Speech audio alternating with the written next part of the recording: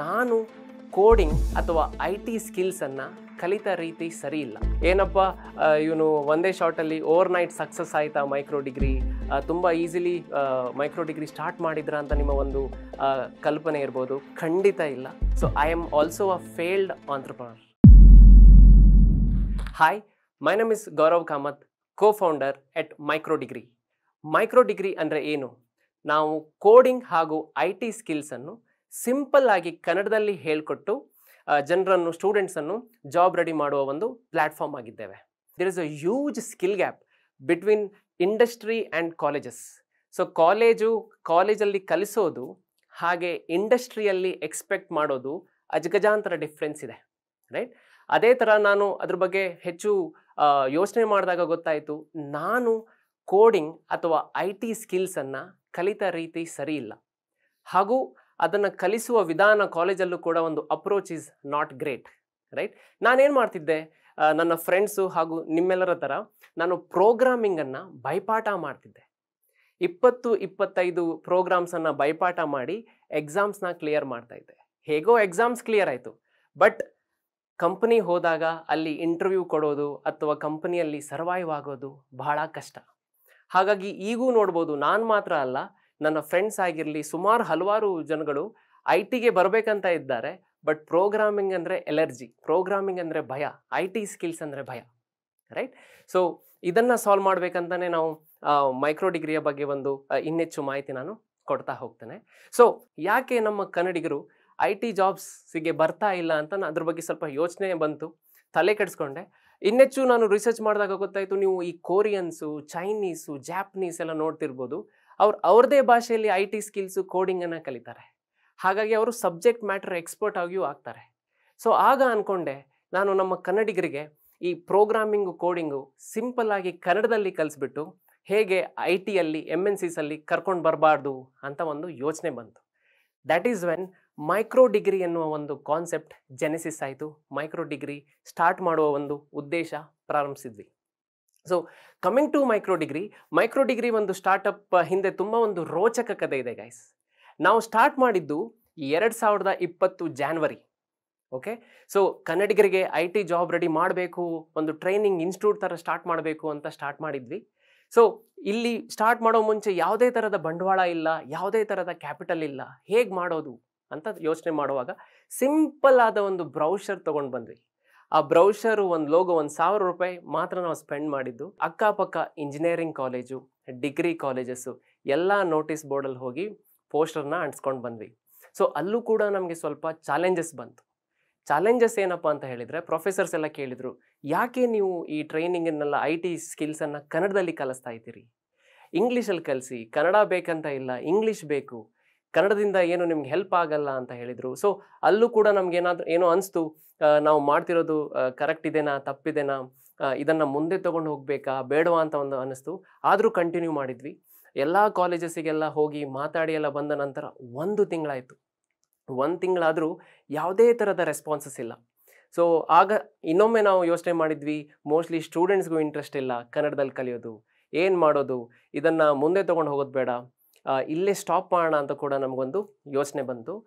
ಒಂದಿನ ನಾನು email open ಮಾಡ್ತೇನೆ, ಐ ಫೌಂಡ್ ಔಟ್ 40-50 ಮಕ್ಕಳು ರಿಜಿಸ್ಟರ್ ಆಗಿದ್ದರು, ರೈಟ್? ಸೊ ಆಗ ನಾವು ಕೋ-ಫೌಂಡರ್ಸ್ ಎಲ್ಲ ಮಾತಾಡಿದ್ವಿ, ಒಂದು 40-50 ಜನ ಬಂದಿದ್ದಾರೆ, ನಾವು ಅವ್ರನ್ನ ನಡು ನೀರಲ್ಲಿ ಕೈ ಬಿಡಬಾರ್ದು, ಖಂಡಿತ ಮಾಡೋಣ, ಒಂದು ಬ್ಯಾಚ್ನ ನಾವು ಮಾಡೋಣ ಅಂತ ಒಂದು ಸ್ಟಾರ್ಟ್ ಮಾಡ್ತೇವೆ. ಸೊ ಜಾನ್ವರಿ 2020ರಿಂದ ಒಂದು 3-4 ತಿಂಗಳು ಇದನ್ನು ಸ್ಟಾರ್ಟ್ ಮಾಡ್ತೇವೆ, ಒಂದು ಬ್ಯಾಚನ್ನು ಕಂಪ್ಲೀಟ್ ಮಾಡ್ತೇವೆ. ನಮಗೆ ಸಿಕ್ಕ ಫೀಡ್ಬ್ಯಾಕ್ ಏನಂತ ಹೇಳಿದರೆ, ಎಸ್ಪೆಷಲಿ ಸ್ಟೂಡೆಂಟ್ಸ್ ಕಡೆಯಿಂದ, ಸರ್ ನಾವು 3 ತಿಂಗಳು MCAಯಲ್ಲಿ ಏನು ಕಲ್ತ್ವಿ ಅದನ್ನು ಇಲ್ಲಿ 3 ತಿಂಗಳಲ್ಲಿ ಕಲ್ತಿದ್ದೇವೆ, ರೈಟ್? ಸೊ ಕನ್ನಡದಲ್ಲಿ ಕಲಿಯೋದ್ರಿಂದ ತುಂಬ ಚೆನ್ನಾಗೇ ಅರ್ಥ ಆಗ್ತಾಯಿದೆ, ಫಂಡಮೆಂಟಲ್ ಕ್ಲಾರಿಟಿ, ಕಾನ್ಸೆಪ್ಚುವಲ್ ಕ್ಲಾರಿಟಿ ಎಲ್ಲ ಕೂಡ ಸಿಗ್ತಾ ಇದೆ, ಥ್ಯಾಂಕ್ ಯು ಸೋ ಮಚ್ ಅಂತ ನಮಗೊಂದು ಫೀಡ್ಬ್ಯಾಕ್ ಬಂತು. ಆಗ ನಮ್ಗೆ ಏನು ಅನ್ನಿಸ್ತು, ಇದು ಆಫ್ಲೈನ್ ಟ್ರೈನಿಂಗ್ ಮಾಡ್ತಾ ಇದ್ದೇವೆ, ಕೇವಲ ಮಂಗಳೂರು ಸ್ಟೂಡೆಂಟ್ಸಿಗೆ ಮಾತ್ರ ಹೆಲ್ಪ್ ಆಗ್ತಾ ಇದೆ, ಯಾಕೆ ನೀವು ಇದು ಕರ್ನಾಟಕಾದ್ಯಂತ ಮಾಡಬಾರ್ದು, ರೈಟ್? ಕರ್ನಾಟಕದ ಸ್ಟೂಡೆಂಟ್ಸಿಗೆಲ್ಲ, ಟೆಕ್ ಸ್ಟೂಡೆಂಟ್ಸಿಗೆಲ್ಲ ಯಾಕೆ ನಾವು ಮಾಡಬಾರ್ದು ಅಂತ ಒಂದು ಯೋಚನೆ ಮಾಡ್ತೇವೆ. ಸೊ ಖಂಡಿತ ಆನ್ಲೈನ್ ಮಾಡುವ ಒಂದು ಪ್ಲ್ಯಾನ್ ಬರುತ್ತೆ. ಇನ್ನೇನು ಆನ್ಲೈನ್ ಸ್ಟಾರ್ಟ್ ಮಾಡಬೇಕು ಅಂತ ಅನ್ನುವಾಗ ವೆರಿ ಅನ್ಫಾರ್ಚುನೇಟ್, ಪ್ಯಾಂಡಮಿಕ್ ಬರುತ್ತೆ, ಕೋವಿಡ್ ಬರುತ್ತೆ, ಮಾರ್ಚ್ 2020. ಸೊ ಆಗ ಕೂಡ ನಮಗೆ ಅನಿಸುತ್ತೆ, ಹೇ ಮೋಸ್ಟ್ಲಿ ಆಫ್ಲೈನ್ ಟ್ರೈನಿಂಗ್ ಇನ್ಸ್ಟಿಟ್ಯೂಟ್ ಮಾಡಬೇಕಿತ್ತು, ಆನ್ಲೈನ್ ಆಗಲ್ಲ, ರೈಟ್? ಕೋವಿಡ್ ಪ್ಯಾಂಡಮಿಕ್ ಆದ ನಂತರ ಆಫ್ಲೈನು ಮಾಡೋಕ್ಕಾಗಲ್ಲ, ರೈಟ್? ಯಾವುದೇ ಥರದ ಆಫ್ಲೈನ್ ಟ್ರೈನಿಂಗು, ಯಾವುದೇ ಥರದ ಅಂಥ ಒಂದು ಪ್ರೋಗ್ರಾಮ್ ಮಾಡೋಕ್ಕೆ ಆಗಲ್ಲ. ಏನು ಮಾಡೋದು? ನಮ್ಮ ಹತ್ರ ಕ್ಯಾಪಿಟಲ್ಲೂ ಇಲ್ಲ, ನಮ್ಮ ಹತ್ರ ಯಾವುದೇ ಥರದ ಫಂಡ್ಸ್ ಇಲ್ಲ, ಹೆಂಗೆ ಆನ್ಲೈನ್ ತೊಗೊಳ್ಳೋದು ಅಂತ ನಾವು ಯೋಚನೆ ಮಾಡ್ತಾ ಇದ್ವಿ. ಅಲ್ಲೂ ಕೂಡ ಈ ಸ್ಟಾರ್ಟಪ್ ಐಡಿಯಾ ಮುಂದೆ ತೊಗೊಂಡು ಹೋಗೋದು ಬೇಡ ಅಂತ ನಾವು ಯೋಚನೆ ಮಾಡ್ತಾ ಇದ್ವಿ. ಆಗ ಒಂದು ವೆರಿ ಫಾರ್ಚುನೇಟ್ ಸ್ಟಾರ್ಟಪ್ ಕರ್ನಾಟಕ ಅಂತ ಒಂದು ಪ್ರೋಗ್ರಾಮ್ ಇದೆ, right? Startup elevate program by government of Karnataka. ಅಲ್ಲಿ ನಾವು ಪಾರ್ಟಿಸಿಪೇಟ್ ಮಾಡಿದ್ವಿ. And proud to say that we were one of the top 100 startups of that particular year, right? ನಮಗೆ ಇನ್ನೋವೇಟಿವ್ ಸ್ಟಾರ್ಟಪ್ ಅಂತ ಒಂದು ಬಿರುದು ಸಿಕ್ತು. ಹಾಗೂ ಆ ಪ್ಯಾಂಡಮಿಕ್ ಟೈಮಲ್ಲಿ ನಮಗೆ ಒಂದು ಗ್ರ್ಯಾಂಟ್ ಫಂಡ್ ಒಂದು ಫಂಡ್ ಅಂತ ಕೊಡುತ್ತೆ ಗೌರ್ಮೆಂಟ್ ಅವರು, ಆ ಒಂದು ಫಂಡ್ ಕೊಡ್ತಾರೆ. ಸೊ ಇದರಿಂದ ನಮ್ಮ ಕನಸೆಲ್ಲ ನನಸಾಗಲಿಕ್ಕೆ ಪ್ರಾರಂಭಿಸ್ತೇವೆ. ಯಾಕಂದರೆ ಆಫ್ಲೈನಲ್ಲಿ ಬಿಸ್ನೆಸ್ ಆಗ್ತಾ ಇಲ್ಲ, ಆನ್ಲೈನ್ ಇನ್ನೂ ನಾವು ತೊಗೊಂಡು ಹೋಗಿಲ್ಲ.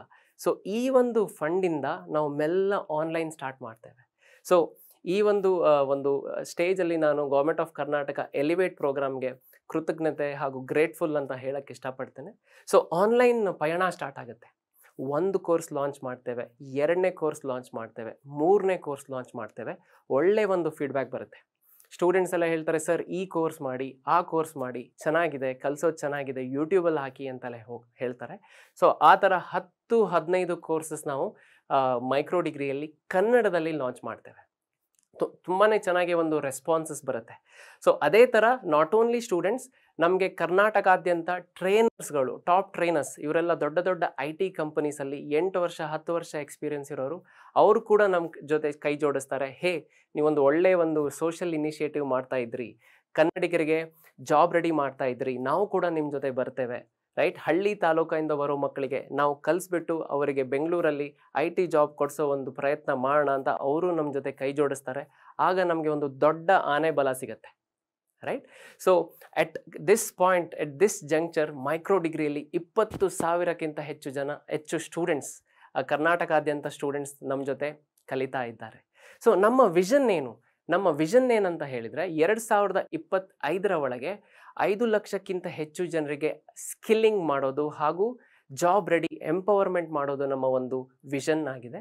ಹಾಗೂ ಮೈಕ್ರೋ ಡಿಗ್ರಿಯ ಮಿಷನ್ ಏನಂತ ಹೇಳಿದರೆ, ಹಳ್ಳಿ ತಾಲೂಕಿಂದ ಬರೋ ಮಕ್ಕಳಿಗೆ, ರೈಟ್, ಸಿಂಪಲ್ ಆಗಿ ಕನ್ನಡದಲ್ಲಿ ಹೇಗೆ IT ಕೋರ್ಸಸ್ಸು, ಪ್ರೋಗ್ರಾಮಿಂಗನ್ನು ಕಲಿಸಿ ಅವರಿಗೆ ಜಾಬಿಗೆ ಉತ್ತೀರ್ಣ ಮಾಡೋದೇ ನಮ್ಮ ಒಂದು ಕನಸು ಆಗಿದೆ. ಆ ಕನಸಿನ ಮೇಲೆ ನಾವು ವರ್ಕ್ ಮಾಡ್ತಾ ಇದ್ದೇವೆ. ಸೊ ನಿಮಗೆಲ್ಲ ಅನಿಸ್ಬೋದು, ಏನಪ್ಪ ಇವನು ಒಂದೇ ಶಾರ್ಟಲ್ಲಿ ಓವರ್ನೈಟ್ ಸಕ್ಸಸ್ ಆಯಿತಾ ಮೈಕ್ರೋ ಡಿಗ್ರಿ, ತುಂಬ ಈಸಿಲಿ ಮೈಕ್ರೋ ಡಿಗ್ರಿ ಸ್ಟಾರ್ಟ್ ಮಾಡಿದ್ರ ಅಂತ ನಿಮ್ಮ ಒಂದು ಕಲ್ಪನೆ ಇರ್ಬೋದು. ಖಂಡಿತ ಇಲ್ಲ. ನಾನು ಮೈಕ್ರೋ ಡಿಗ್ರಿಯ ಮುಂಚೆ 3 ಸ್ಟಾರ್ಟಪ್ಸಲ್ಲಿ ಫೇಲ್ ಆಗಿದ್ದೇನೆ. So I am also a failed entrepreneur, right? ಇದಕ್ಕಿಂತ ಮುಂಚೆ ನಾನು ಪಿಲ್ ಪೌಚ್ ಅಂತ ಒಂದು ಸ್ಟಾರ್ಟಪ್ ಮಾಡಿದ್ದೆ. It was more into medicine delivery. ಅದು ಕಾರಣಾಂತರಗಳಿಂದ ಫೇಲ್ ಆಯಿತು. ಅದೇ ಥರ ನೇಬರ್ ಅಂತ ಒಂದು ಸ್ಟಾರ್ಟಪ್ ಮಾಡಿದೆ. It was into apartment management. ಕಾರಣಾಂತರಗಳಿಂದ ಅದು ಕೂಡ ಫೇಲ್ ಆಯಿತು. ನನ್ನ ಕೋಫೌಂಡರ್ಸ್ ರಾಕೇಶ್ ಕೊಠಾರಿ ಹಾಗೂ ಮಣಿಕಂಠ ನಾಯರ್, ಅವರು ಕೂಡ ಒಂದು ಫೇಲ್ಡ್ ಆಂಟ್ರಪ್ರನರ್ಸ್. ಅವರು ಕೂಡ ಅವ್ರದೇ ಆದ ಸ್ಟಾರ್ಟಪ್ಸ್ ಮಾಡ್ತಾಯಿದ್ರು. ಅವರು ಕೂಡ ಸೋಲು ಅಥವಾ ಫೇಲನ್ನು ಅನುಭವಿಸಿದ್ರು.